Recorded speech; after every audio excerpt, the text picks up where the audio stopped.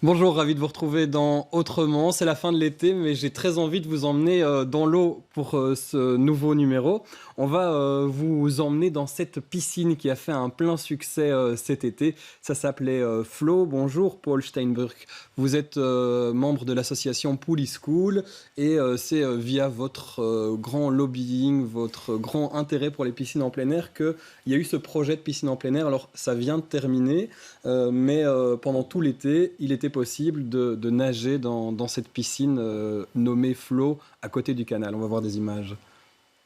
Expliquez-moi comment ça s'est passé pour installer tout ça. C'était une été très, très chouette, mais aussi avec une phase préparatoire assez stressante. On a préparé Ça a été ce du projet. boulot. Ça a été des boulots. C'était un travail de plus un an, qu'on a préparé Flow et juste 2 mois de vraiment baignade cet été. Et pour ça, nous sommes aussi heureux que ça va rester. On est presque sûr. Et Qu'on va pouvoir se rebaigner, que la structure va rester, on en parlera. Je vais vous présenter les autres invités autour de cette table. Martin Osé, bonjour. Alors vous travaillez pour Bruxelles Environnement dans le département eau. Ça veut dire que c'est vous qui pouvez donner des autorisations pour qu'on puisse se baigner dans... Là, on va parler aussi des temps, du canal. C'est vous qui analysez ces eaux pour voir si elles sont propices à la baignade. Tout à fait. Donc, au département eau, on s'occupe de l'ensemble du réseau hydrographique, donc les étangs, les rivières, mais également l'eau souterraine, etc. Et donc, la baignade, c'est une des missions qu'on aimerait bien développer, une des fonctions du réseau hydrographique. Donc, il y a la biodiversité, le paysage, la récréation, dont la baignade, mais également la pêche, le navimodélisme. Donc, c'est toutes ces compétences autour de l'eau qu'on essaye de développer au niveau de Bruxelles Environnement. Et qui pourrait bouger et évoluer à Bruxelles. Autour de la table, Nicolas Emelers aussi, bonjour. Vous êtes urbaniste, vous travaillez chez City Tools, c'est un bureau d'urbanisme à Bruxelles. Vous êtes sur plein de projets et notamment on a envie de vous entendre là-dessus sur, vous l'avez compris, on parle de baignade en plein air, sur les baignades en plein air et l'intérêt que ça peut avoir dans une ville comme Bruxelles. Parce qu'il y a une particularité quand même, c'est que Bruxelles ne compte pas de lieu de baignade en plein air ou jusqu'à cet été, alors que les autres grandes capitales d'Europe en comptent. Oui, tout à fait. Mais nous, on est mobilisés en fait avec une mission spécifique pour la région. Il y a une cellule sport à Perspective Bruxelles, qui est l'agence d'urbanisme bruxelloise, et qui a lancé en fait une réflexion sur la baignade à Bruxelles de manière générale. Donc il y a la baignade en extérieur, mais il y a des enjeux. On y reviendra probablement plus tard aussi sur les piscines, sur toutes les piscines et toute l'offre entre guillemets de baignade à Bruxelles en plein air, comme surtout celles qui existent aujourd'hui en intérieur en fait. Et donc là il y a particulièrement un enjeu assez sensible de décalage entre l'offre et la demande. Et donc c'est clair que la natation ou la baignade en plein air fait partie de l'offre qu'il faut arriver à renforcer à Bruxelles pour répondre à la demande dans les années qui viennent, quoi. Parce que les lieux de baignade, c'est important pour la partie sportive, on le sait, mais pas seulement. C'est un intérêt. C'est quoi votre combat à Pool School? Pourquoi vous estimez que les lieux de baignade extérieurs doivent exister? Qu'est-ce qu'elles apportent autre que faire du sport? L'aspect sport, c'est certainement là aussi, mais plus important pour nous, c'est l'aspect social. C'est un endroit où les gens allaient pour une temps de détente, aller avec les familles, avec les amis, faire nouveaux amis, et ça, c'est pour nous. Ça permet aussi aux personnes qui n'ont pas l'occasion de partir en vacances, d'avoir des petites vacances ici dans la ville, d'avoir des lieux, voilà, dans une ville comme Bruxelles où il ne fait pas toujours très beau, mais ça marche même quand il pleut. Flow, apparemment, ça fonctionne. Les gens sont dans l'eau. Alors, on voulait revenir aussi dans cette émission sur un volet plus historique parce qu'il y a eu des piscines extérieures à une certaine époque. On est dans les années 30, entre deux guerres. Et il y a des solariums qui se créent. Je vous invite à regarder ces images qu'on a retrouvées dans nos archives, qui sont d'ailleurs souvent partagées par des Bruxellois et Bruxelloises nostalgiques. Vous voyez là le solarium des Verts qui se situe situé près du rond-point Mézère. Donc c'est un immense lieu avec cette piscine extérieure et de quoi bronzer aussi sur la pelouse. Je voulais vous lire un témoignage que j'ai retrouvé sur un groupe Facebook avec un certain monsieur qui parle de ce solarium en disant qu'il se souvenait de Thomas, le maître nageur. Il se souvenait des parties de ping-pong, de ses longues journées d'insouciance, des cornets de glace vendus à la buvette, des nombreux retraités et de leur abonnement pour toute la saison, les peaux tannées par le soleil. Il se souvient de ce plongeur Sharif qui faisait un magnifique pied de lune, dit-il, depuis le plongeoir de 3 mètres de haut. Donc ce sont des souvenirs comme ça dans certains lieux. Il y en avait aussi un à Saint-Gilles. Et puis à l'époque, ça existe encore aujourd'hui, mais on avait aussi l'habitude d'aller se baigner dans le canal. On voyait beaucoup de nageurs dans le canal. Vous avez retrouvé aussi toutes ces archives, Paul? Oui, bien sûr, le canal était un endroit pour beaucoup des fonctions dans le passé. Aujourd'hui, c'est plutôt une autoroute pour les bateaux, mais c'était aussi un endroit pour la récréation. On a aussi déjà nagé dans le canal, même si ce n'est pas autorisé aujourd'hui pour des dangers assez importants. Liés à la qualité de l'eau aussi, et puis des dangers de se blesser. Oui, qualité de l'eau, les grands bateaux qui passent presque tous les jours aussi. C'est pas clair qu'est-ce qu'il y a sur le fond du On voit canal. sur ces images-là, c'était une action de Police School en 2017, je pense. Ça s'appelait le Big Jump. Donc, il y avait cette volonté de montrer qu'il y avait moyen de faire quelque chose dans le canal. Et donc, tout le monde plongeait en même temps, le temps d'une journée dans l'eau. Oui, c'est ça. C'était une action pour montrer que la baignade, c'est vraiment nécessaire et il y a déjà du lot à Bruxelles. Il faut juste gérer ça d'une manière que ça va devenir sûr et saine pour se baigner. Justement, c'est quoi les risques si on se baigne dans l'eau du canal, Martin Osé, vous qui travaillez au département Haute Bruxelles Environnement, en termes de qualité de l'eau? Alors, qualité de l'eau, mais donc le canal, il y a des déversoirs en cas de forte pluie qui se jettent dans le canal. Et donc on ne peut pas exclure, on ne peut pas garantir la qualité de l'eau du canal. Donc c'est le cas pour les rivières, pour le canal. Donc c'est important justement que autour, à côté, si vous voulez, de la politique de baignade, et qu'on réfléchisse à une meilleure gestion des eaux de pluie pour diminuer le risque de déversement vers les rivières, vers le canal, pour justement permettre ce genre d'activité. Et éviter les bactéries et pouvoir nager en toute sécurité. Alors Nicolas Emelers, en tant qu'urbaniste, est-ce que pour vous c'est indispensable d'avoir des lieux de baignade dans une ville? Et pourquoi? Oui, clairement, mais je pense que les lieux de baignade sont... bon, après, il y a évidemment différentes typologies, les intérieurs, les extérieurs, on y reviendra probablement tout à l'heure avec cette difficulté sur l'offre qui existe aujourd'hui à Bruxelles dont je parlais. Il manque des places à la piscine simplement, si on compte tous les Bruxellois. Voilà, vous avez exactement. des chiffres? Donc, par exemple, on a, les derniers chiffres, il y a en fait 61 bassins disponibles sur le territoire régional, 31 qui sont des bassins publics ou gérés par les pouvoirs publics. Et donc, en fait, ça donne un ratio de un bassin pour 39 000 habitants, plus ou moins. Si on compare avec la Flandre ou avec la Wallonie, c'est en Flandre un bassin pour 22 000 habitants et en Wallonie un bassin pour 29 000 habitants.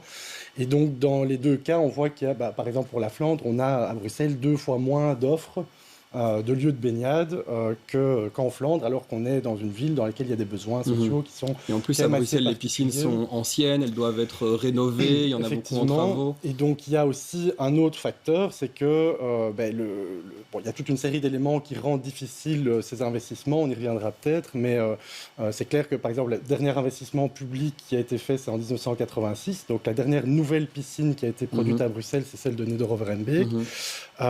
Et entre 86 et aujourd'hui, on n'a pas augmenté l'offre. Par contre, la population a augmenté de 250 000 habitants. Et donc, on a des équilibres, ce décalage dont je parlais tout à l'heure entre l'offre, les besoins et la demande, qui est extrêmement important et qui devient encore plus important, qui est même rendu plus plus difficile aujourd'hui parce qu'il y a toute une série d'investissements qui sont faits dans les piscines existantes qui du coup doivent fermer. Je pense à XL ou au Neptunium. Et donc en fait cette pression s'accentue encore, ce qui a des conséquences très pragmatiques sur la pratique du sport, sur la capacité des élèves dans les écoles par exemple à avoir accès à des bassins pour oui, parce qu'a priori c'est dans le programme des cours, donc voilà. c'est une obligation. Donc ça a un impact, et donc c'est pour ça que la région, avec sa cellule sport, a décidé d'essayer de lancer une mission qui a pour objectif, dans un premier temps, de faire une sorte d'inventaire de l'infrastructure existante, intérieur, extérieur, ça va aller vite. Ouais. Les piscines publiques, les piscines privées, parce qu'il y a beaucoup de piscines privées aussi, l'offre scolaire, et puis de faire un inventaire aussi des modalités de gestion ou de production, parce que c'est en partie ça la difficulté. Et sur base de cette information-là, ce qu'on devra essayer de faire, c'est de définir une sorte de stratégie qui permette d'augmenter l'offre dans les années qui viennent à relativement court terme, quoi. Alors là, on parle pour les piscines en général, ou même les infrastructures sportives en général, parce que ça fait partie aussi de cette mission. Pour les lieux extérieurs, c'est Pooley School. À la base, c'est une bande d'amis, je crois. Ça fait depuis 6 ans maintenant que vous êtes actifs et actifs dans la capitale. On va regarder des images des actions que vous avez déjà faites. On a vu le saut dans le canal. Voilà, on voit on le revoit, le saut dans le canal. On a vu aussi des petites piscines, notamment une qui s'est installée devant Beaux-Arts. Ça, c'était en 2018, je pense. 2017 et puis 2018. Et puis, jusqu'à arriver à Flow, la piscine qu'on a connue, on a vu des images. Je vous propose de se replonger dans l'eau de Flow et d'aller écouter les nageurs et les nageuses que nous avons rencontrés. C'est plus de la 15e fois. C'est vraiment bien ici. On est ravis, on a bien profité, on est là pendant notre pause de midi. Ouais, franchement super chouette, oui. Il était temps qu'il y ait de nouveau de la baignade en extérieur à Bruxelles, c'est vraiment super chouette. On fait des rendez-vous avec nos amis et c'est sympa, on peut s'amuser. Ça fait longtemps qu'on n'a plus un lieu de loisirs comme ça qui est bien. Parce que nous on est dans une péniche là-bas, mais maintenant il y a une piscine et ça nous rend heureux. Même quand il pleut, je viens.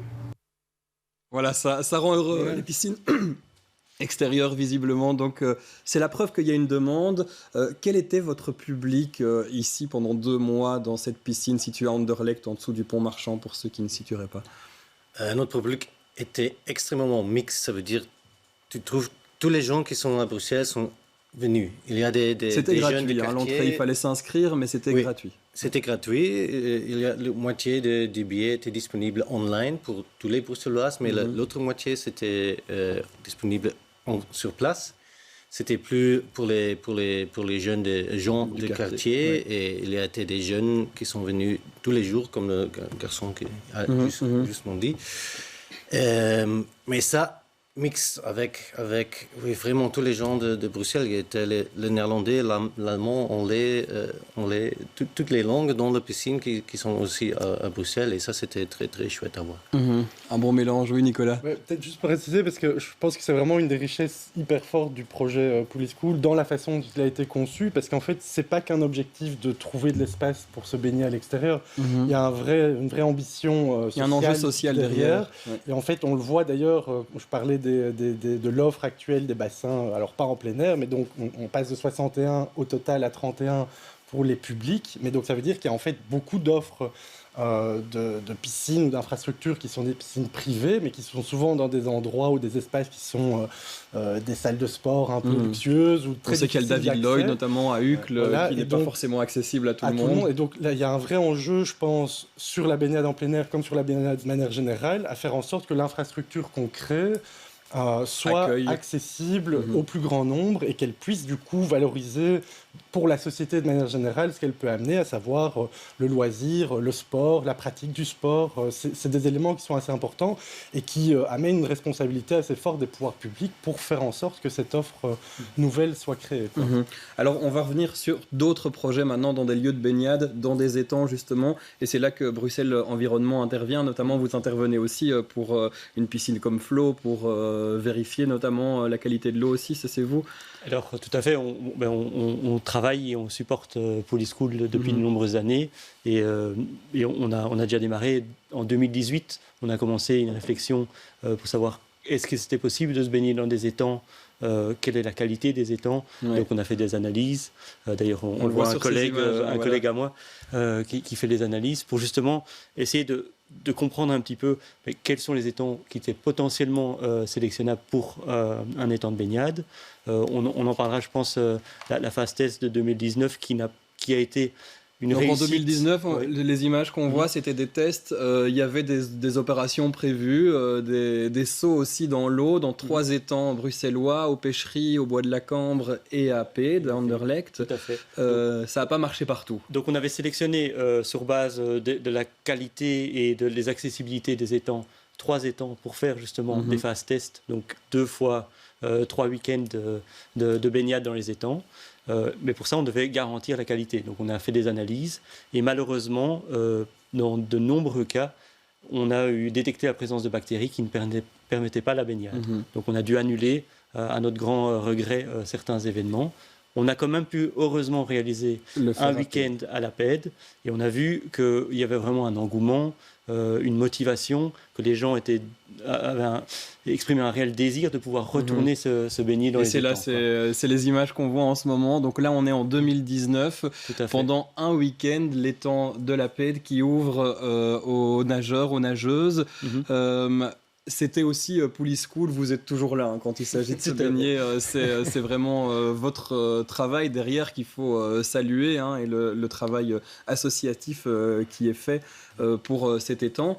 Alors, on va y revenir justement sur PED maintenant, Martin, parce qu'il y a un véritable projet pour que ça devienne un lieu de baignade beaucoup plus concret. Donc, suite à cette phase de test, on s'est rendu compte que l'envie était là, le désir était là. La région a voulu vraiment réfléchir à une mise en place d'un étang de baignade pérenne dans un étang.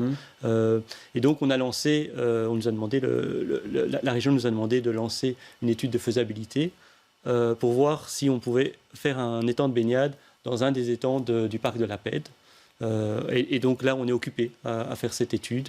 On a fait des mesures, on a mesuré et il y a un budget qui a été débloqué. Et il y a un budget, donc maintenant un budget de Belliris qui a été débloqué pour pouvoir réaliser des travaux, on l'espère en 2023, pour pouvoir ouvrir une piscine, ou un étang plutôt, excusez-moi, parce que un étang à ciel ouvert. L'idée, pour que l'eau soit de bonne qualité et qu'on n'ait pas les mauvaises surprises qu'on a connues en 2019, c'est d'installer un filtrage naturel, c'est ce que vous m'expliquiez. Tout à fait. Donc l'idée, c'est de sélectionner un étang et on va diviser, si vous voulez, l'étang en 2 parties, avec une partie lagunage, donc avec une filtration par les plantes, et puis une partie pour la baignade.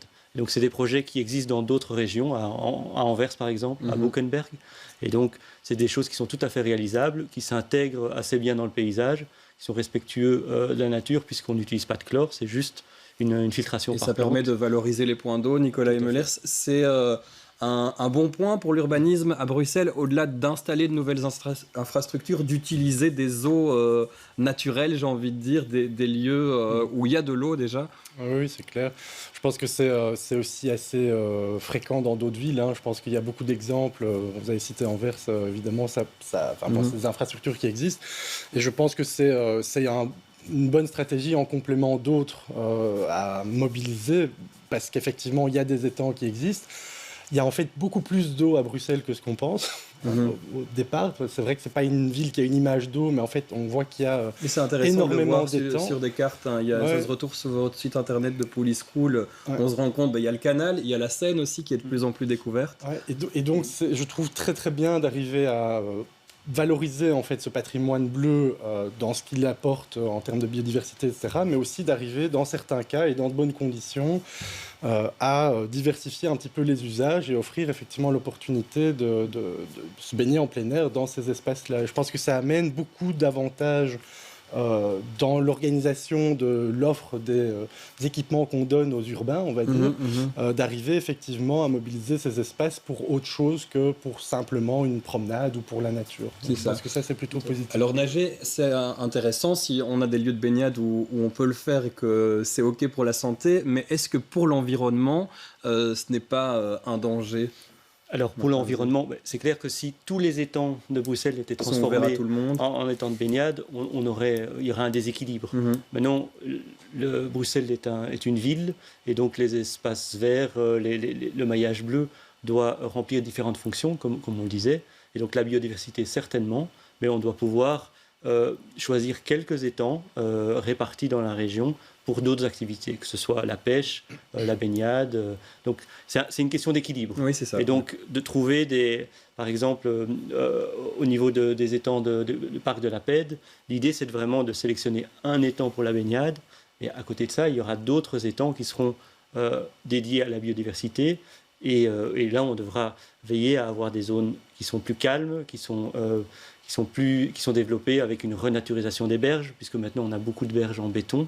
Et donc c'est trouver un juste équilibre et une fonction pour chaque étang. On va arriver à la fin de cette émission. Alors encore un mot, Paul, vous chez Pouli School, l'idée aussi c'est de faire de ces lieux des endroits sécurisés, parce qu'on sait que le canal, il y a encore des personnes qui s'y baignent à certains endroits. Encore cet été, probablement aujourd'hui, il y a un peu de soleil, mais il y a aussi des accidents qui se produisent. Il y a eu un sale accident l'an dernier. C'est pour ça aussi que vous militez que ces lieux-là soient sécurisés, qu'on soit sur...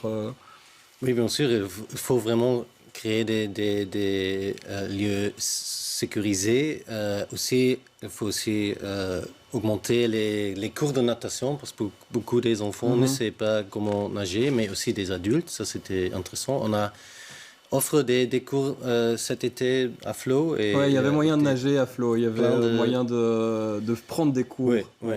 Et pour nous, c'est important que ça devienne une activité quotidienne et pas juste quelque chose d'extraordinaire. Et pour ça, il faut toujours travailler les années prochaines.